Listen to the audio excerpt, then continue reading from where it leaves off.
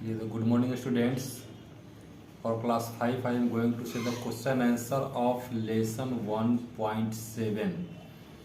1.7 का question answer के बारे में मैं कुछ बताने जा रहा हूँ।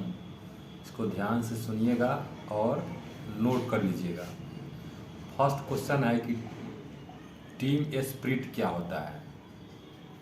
1.7 एक्सरसाइज क्लास 5 विद्या मंदिर स्कूल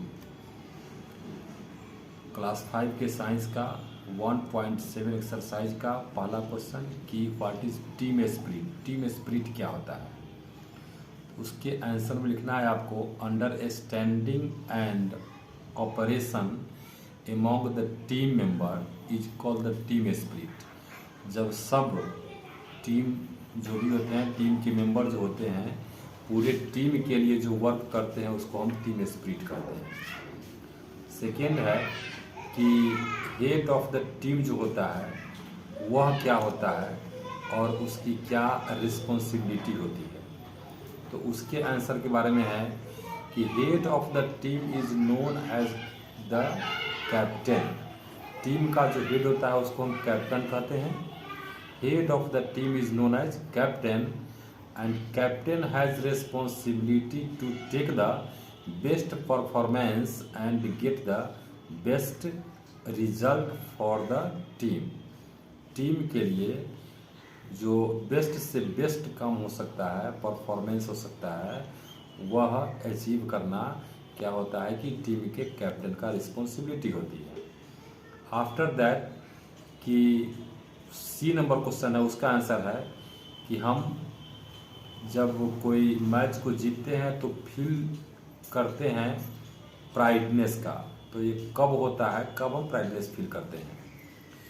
तो वी फील है क्वेश्चन नंबर सी के लिए, we feel pride and hope that our country wins the game. Question है इसका कि हम जब अपने कंट्री के गेम के बारे में सुनते हैं तो हमको प्राइडनेस कब महसूस होता है। जब हमारा कंट्री खेल को जीत जाता है तो we feel pride and hope that our country wins the game. जब हमारे देश जीत जाते हैं किसी भी मैच में तो हम समझते हैं कि अच्छा हुआ और हम और आसान्वित होते हैं और अपने आप को प्राइड फील करते हैं। After that D number question है कि ट्रेडिशनल गेम क्या होता है। ट्रेडिशनल गेम के बारे में है कि games that pass on generation to generation. मतलब एक जेनरेशन से दूसरे जेनरेशन में जो गेम पास करता रहता है उसको हम ट्रेडिशनल गेम कहते हैं। अगला है शूटिंग के बारे में। शूटिंग जो होता है, शूटिंग भी एक प्रकार का खेल है, इसे भी ओलंपिक में शामिल किया गया था। क्वेश्चन नंबर ई का आंसर है The skill of shooting with a bow and arrows is referred as archery। आर्करी जो होता है उसमें तीर धनुष की बात होती है। तीर धनुष के खेल को हम क्या कहते हैं, आर्करी कहते हैं, और इसको भी ओलंपिक में शामिल कर दिया गया है। तो the skill of shooting with a bow and arrows is referred as archery. In 1972 आर्किंग was included in Olympic games. और इसके जो गेम प्लेयर थे वो थे Limbaram, Sanjeev Kumar Singh and Shyam Lal are the famous archers of India. अपना बहुत सारा अचीवमेंट हासिल किए हैं। अब अगला क्वेश्चन है, क्वेश्चन 3 के बारे में हम देखते हैं कि उसमें है डिफरेंस बताना है। तो डिफरेंस बताने के लिए है कि इंडिविजुअल गेम क्या होता है। इंडिविजुअल गेम के बारे में है, इंडिविजुअल गेम है और ये आर्करी है और जिम्नास्टिक है। इस सब को देखिए कि क्या होता है, थोड़ा सा इसके बारे में भी बता देता हूँ। तो डिफरेंस है, in an individual game takes part the person for himself. In an individual game takes part the person for himself. अपने स्वयं के लिए अगर कोई खेल खेलता है जिससे केवल एक पर्सन लाभान्वित होता है तो उसको हम इंडिविजुअल गेम कहते हैं। But in team game many players participate according to the game, है ना। बट जो टीम वाला जो खेल होता है उसमें क्या होता है कि बहुत सारे प्लेयर्स भाग लेते हैं। जैसे कि ये कबड्डी, ये टीम गेम है, इसमें एक पार्ट में 7 प्लेयर्स होते हैं, तो इसको हम टीम गेम कहते हैं। तो इंडिविजुअल गेम जिसमें ओनली 1 पर्सन भाग ले for himself, but team game जो होता है उसमें बहुत सारे प्लेयर्स भाग लेते हैं। समझ गए। अगला है आर्करी एंड मार्टियल आर्ट, इस दोनों में डिफ्रेंशिएट करना है। तो in archery only 1 person takes part for himself और from the side of his country, but in martial arts no less than 2 person can take part. मतलब कम से कम मार्टियल के लिए, मार्टियल गेमिंग के लिए कम से कम 2 व्यक्ति का होना अनिवार्य है। इससे कम होगा तो मार्टियल गेम में पार्टिसिपेट वो नहीं कर सकते हैं। एक बार और सुनिए, आर्करी एंड मार्टियल आर्ट में डिफ्रेंशिएट करना है। In archery only 1 person takes part for himself और from the side of his country, या तो अपने लिए भाग ले, नहीं तो अपने देश के लिए भाग ले। आर्करी एंड मार्टियल आर्ट में थोड़ा सा एक बार और अंतर सुन लीजिए। In archery only 1 person takes part for himself और from the side of his country.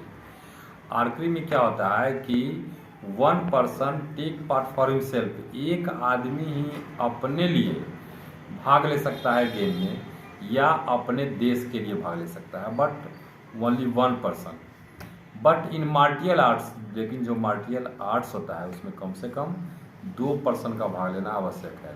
No less than 2 person can take part in martial arts. Okay, समझ गए।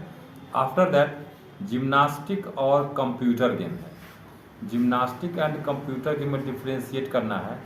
तो gymnastic develops the physical activities to a large scale, but computer game reduce the physical activities. ये दोनों में जो main differentiation है वह है कि जिम्नास्टिक जो होता है, gymnastic develops the physical activities to a large scale, but computer game reduces the physical activities. अब थोड़ा सा है आगे चलते हैं कैरेक्टर ऑफ कैप्टन के बारे में। तो कैरेक्टर ऑफ कैप्टन के बारे में सुन लीजिए। A captain is the head of the team, he is responsible for all the activities to the team, he keeps the team in a favourable discipline. A good captain is one who gives credit and recognisation to each member of the team. एक बार और बोलता हूँ, ध्यान से सुन लीजिए कि captain के बारे में हमको छोटा सा कैरेक्टर लिखना है, तो उसके बारे में परिचय देना है कि हम कैसे उसको इंग्लिश में लिख सकते हैं। A captain is the head of the team, he is responsible for all the activities to the team, he keeps the team in a favourable. A good captain is one who gives credit and recognition to each member of the team. Captain के बारे में छोटा सा note हो गया, इसको आप लिख लीजिएगा। आफ्टर दैट अगला जो क्वेश्चन है उसका आंसर है कि ये we like kabaddi, boat racing, इसके बाद शतरंज, carrom board. These games provide us a good health and develops our physical and mental skills। Question है इसका कि हमारे फिजिकल और मेंटल स्किल्स को डेवलप कौन करता है, कौन कौन ऐसा गेम है जो फिजिकल और मेंटल स्किल को डेवलप करता है। तो इसके बारे में है कि हम जिस गेम को पसंद करते हैं, जैसे कि कबड्डी हो गया, बोट रेसिंग हो गया, इसके बाद शतरंज हो गया, कैरम बोर्ड हो गया, इसमें कुछ इनडोर और आउटडोर दोनों गेम्स सम्मिलित होते हैं। These games provide us a good health and develops our physical and mental skills। इसके बाद अगले क्वेश्चन का आंसर है क्वेश्चन नंबर 6 का कि we shall give the friendship environment among our team members, I shall try to best for our team. हम अपने team के लिए बेस्ट कब करते हैं, कैसे करते हैं, तो we shall give the a friendship environment. हम अपने टीम के लिए बेस्ट जब सारे मेंबर्स के बीच फ्रेंडशिप होगा, तो we shall give the a friendship environment among our team members. I shall try to best for our team. इसके बाद है 7 क्वेश्चन नंबर का आंसर है कि local games are best. Local game क्या होता है? क्वेश्चन नंबर 7 है कि लोकल गेम क्या होता है। तो local games are based on our traditions, it remembers our culture. यह हमारे कल्चर को, संस्कृति को याद दिलाता है। It will be bad to changing the pattern of local games. Local game के अगर पैटर्न को हम चेंज कर देंगे तो यह हमारे लिए बैड होगा। ऐसा हमें नहीं करना चाहिए। We should not change the pattern of local game. अब अगले एक्सरसाइज के बारे में फिर हम लोग अगले दिन बात करेंगे। फिर इसको आप नोट कर लेंगे। वैसे मैं इसका PDF भी डाल देता हूँ, देख लीजिएगा, नोट कर लीजिएगा। अगर कोई डाउट हो तो फिर मुझे बताइएगा और सब्सक्राइब कर दीजिएगा मेरे चैनल को, लाइक कर दीजिएगा, कमेंट कर दीजिएगा। Thank you and have a nice day.